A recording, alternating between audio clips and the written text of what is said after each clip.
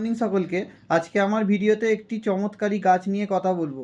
আমরা তো অনেক গাছ লাগিয়ে থাকি, কিন্তু আমরা কি জানি অপরাজিতা গাছ সম্পর্কে?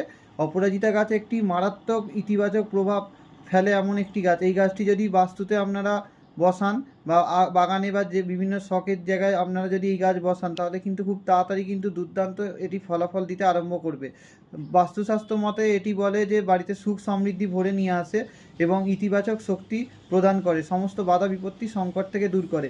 তাই সঠিক নিয়মে অপরাজিতা গাছ বসাতে কয়েকটি নিয়ম রয়েছে। সেটি হচ্ছে, বাথরুমের কাছে এটি বসানো যাবে না, বাড়ির উত্তর পূর্ব দিকে এটি বসাতে হবে। আর যে বাড়িতে মদ মাংস খাওয়া হয় বা মদ মাংস খেলে চলবে না এই গাছটি লাগালে, ঠিক আছে? আর এটি হচ্ছে রাত্রিবেলা এই গাছে হাত দেওয়া যাবে না, শুকনো অপরাজিতা গাছ বাড়িতে রাখা যাবে না। তাই অপরাজিতা গাছ যদি আপনারা বাড়িতে বসান, এটি একটি শিবের অত্যন্ত প্রিয় একটি গাছ অপরাজিতা, তাহলে দুর্দান্ত ফলাফল পেতে কিন্তু আরম্ভ করবে। নীল এবং একটি